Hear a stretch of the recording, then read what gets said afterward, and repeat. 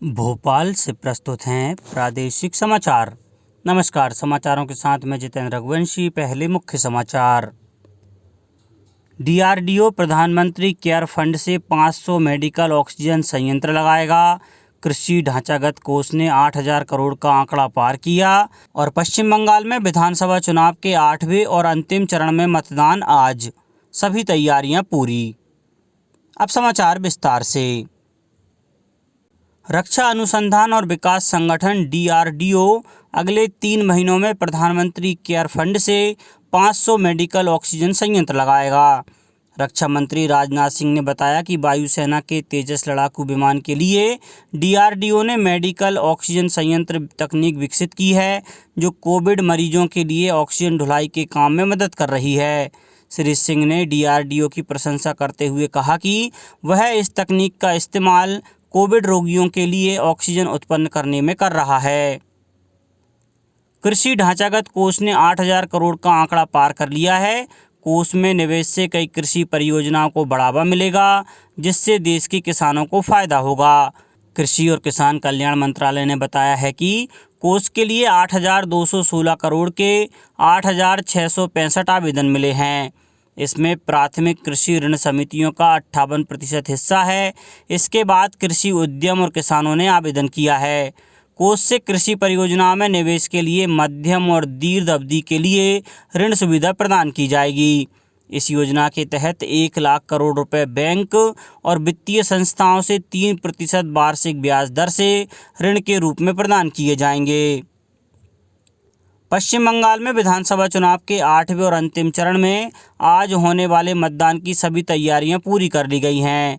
मतदान सवेरे 7 बजे से शुरू होकर शाम 6:30 बजे तक चलेगा। इससे पहले 7 चरणों में हुए चुनाव में विधानसभा की कुल 294 में से 257 सीटों पर वोट डाले जा चुके हैं। आज 4 जिलों के 35 निर्वाचन क्षेत्रों में वोट डाले जाएंगे। इसके साथ ही कूच बिहार जिले की शीतलकुची निर्वाचन क्षेत्र के मतदान केंद्र 126 पर फिर से वोट डाले जाएंगे। वोटों की गिनती रविवार यानी 2 मई को होगी। कोविड महामारी को देखते हुए निर्वाचन आयोग ने प्रत्येक मतदान केंद्र पर अधिकतम 1,500 मतदाताओं की बजाय 1,000 मतदाताओं के वोट डालने की व्यवस्था की है। मतदान केंद्रों के अनिवार्य रूप से सैनिटाइजेशन, प्रवेश द्वार पर मतदाताओं की थर्मल जांच की भी व्यवस्था की गई है। अधिक तापमान की स्थिति में मतदाताओं को टोकन दिया जाएगा और अंतिम घंटों में वोट डालने आने के लिए कहा जाएगा। 8वें चरण में 35 महिलाओं सहित कुल 283 उम्मीदवार अपना भाग्य आजमा रहे हैं। इस चरण में 84,77,000 मतदाताओं के लिए 11,860 मतदान केंद्र बनाए गए हैं। सत्ताधारी तृणमूल कांग्रेस और भारतीय जनता पार्टी सभी 35 सीटों पर चुनाव लड़ रही है। कांग्रेस, वामपंथी दल और उनके गठबंधन का सहयोगी इंडियन सेक्युलर फ्रंट संयुक्त मोर्चा के बैनर तले चुनाव लड़ रहे हैं। बहुजन समाज पार्टी ने 24, कांग्रेस ने 19, मार्क्सवादी कम्युनिस्ट पार्टी ने 10, आईएसएफ ने 4, आरएसपी ने 1 और ऑल इंडिया फॉरवर्ड ब्लॉक ने 3 सीटों पर उम्मीदवार खड़े किए हैं। इसके अलावा 87 निर्दलीय और 65 अन्य उम्मीदवार चुनाव मैदान में हैं। असम में कल सुबह 6.4 तीव्रता का भूकंप का झटका महसूस किया गया। इसका केंद्र सोनितपुर में था। राज्य में किसी भी बड़े नुकसान की खबर नहीं है। राज्य आपदा प्रबंधन प्राधिकरण के मुख्य कार्यकारी अधिकारी जीडी त्रिपाठी ने बताया कि कुछ लोग घायल हुए हैं। उन्होंने कहा कि कई अपार्टमेंट, होटलों और इमारतों में दरारें आई हैं। कुछ स्थानों पर बिजली और गैस आपूर्ति प्रभावित हुई है। प्रधानमंत्री नरेंद्र मोदी, केंद्रीय गृह मंत्री अमित शाह ने असम के मुख्यमंत्री सर्बानंद सोनोवाल से बातचीत की और हर संभव मदद का आश्वासन दिया। प्रदेश के सरकारी स्कूलों की कक्षा 9वीं व 11वीं की परीक्षा परिणाम अब 15 मई को घोषित होंगे। पहले यह 30 अप्रैल को घोषित करने का निर्णय लिया गया था। बुधवार देर शाम लोक शिक्षण आयुक्त ने संशोधित आदेश जारी कर दिया है, जिसमें स्कूलों के प्राचार्यों से 15 मई तक रिजल्ट घोषित करने को कहा गया है। शिक्षा विभाग के सूत्रों ने बताया कि प्रदेश में कोरोना महामारी की रफ्तार बढ़ने के साथ ही सरकार ने सरकारी दफ्तरों में स्टाफ की संख्या अधिकतम 10% कर दी है। ऐसे में रिवीजन टेस्ट व अर्धवार्षिक परीक्षा के आधार पर परीक्षा परिणाम तैयार करने में वक्त लग रहा है। इसे ध्यान में रखकर ही रिजल्ट घोषित करने के लिए 15 दिन का अतिरिक्त समय स्कूलों को दिया गया है। खास बात यह है कि पहली बार 10वीं व 12वीं की तरह 9वीं व 11वीं का परीक्षा परिणाम भी ऑनलाइन दिखेगा। शासन ने आदेश जारी कर बताया है कि 16 अप्रैल तक सभी स्कूल परीक्षा परिणाम घोषित करें व 5 मई तक विमर्श पोर्टल पर डालें।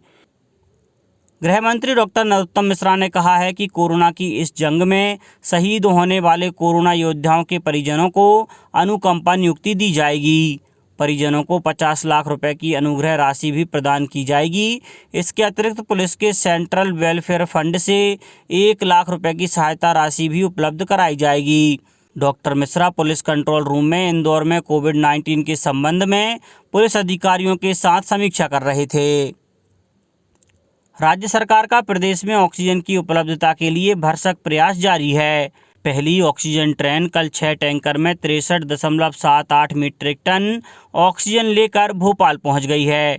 प्रदेश के भोपाल और इंदौर एयरपोर्ट से भारतीय वायुसेना एयरफोर्स के विशेष विमानों से ऑक्सीजन टैंकर प्रतिदिन बोकारो और जामनगर भेजे जा रहे हैं। राज्य सरकार द्वारा 2000 ऑक्सीजन कंसंट्रेटर खरीदे गए हैं। वहीं 34 जिलों में स्थानीय व्यवस्था से 1000 से अधिक ऑक्सीजन कंसंट्रेटर लगाए जा चुके हैं। मुख्यमंत्री शिवराज सिंह चौहान ने बताया कि council of scientific and industrial research द्वारा प्रदेश के 5 जिला चिकित्सालयों भोपाल, रीवा, इंदौर, ग्वालियर और शहडोल में 1 करोड़ 60 लाख रुपए की लागत से नवीनतम BPSA तकनीक आधारित ऑक्सीजन प्लांट लगाए जा रहे हैं। इसी तरह प्रदेश के 8 जिलों बालाघाट, धार, दमोह, जबलपुर, बड़वानी, शहडोल, सतना और मंदसौर में डेबेल तकनीक के आधार पर चलने वाले on site oxygen gas generator plant लगाए जा रहे हैं। देश में कल कोरोना संक्रमित रोगियों की रिकॉर्ड संख्या में वृद्धि दर्ज की गई। स्वास्थ्य मंत्रालय ने बताया कि पिछले 24 घंटों के दौरान 3,60,000 से अधिक नए कोविड रोगियों की पुष्टि हुई।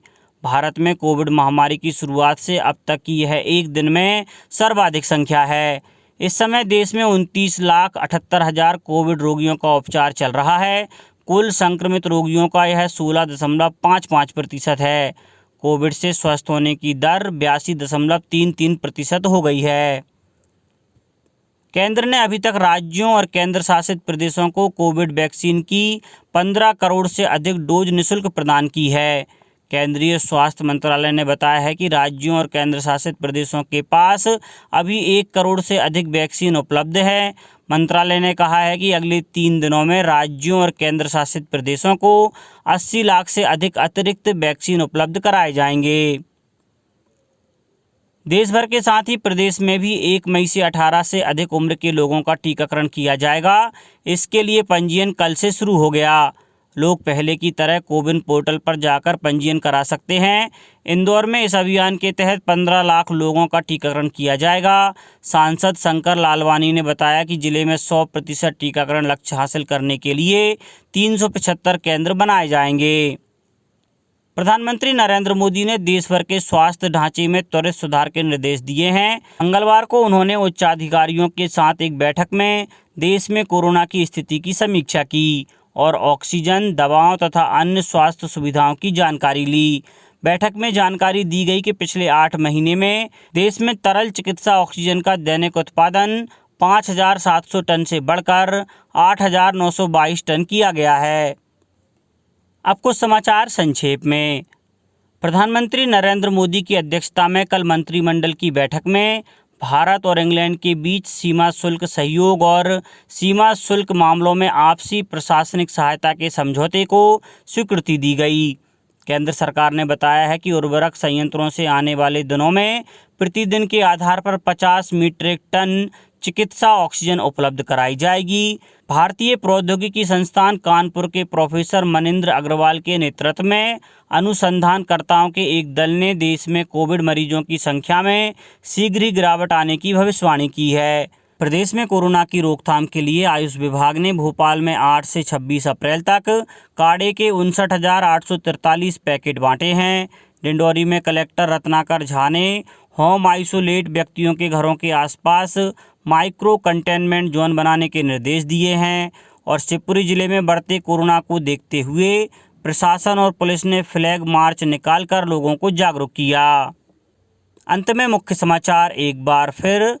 DRDO प्रधानमंत्री केयर फंड से 500 मेडिकल ऑक्सीजन संयंत्र लगाएगा। कृषि ढांचागत कोष ने 8,000 करोड़ का आंकड़ा पार किया। और पश्चिम बंगाल में विधानसभा चुनाव के 8वें और अंतिम चरण में मतदान आज, सभी तैयारियां पूरी। इस बुलेटिन में इतना ही। घर पर रहिए, सुरक्षित रहिए और सुनते रहिए प्रादेशिक समाचार। नमस्कार।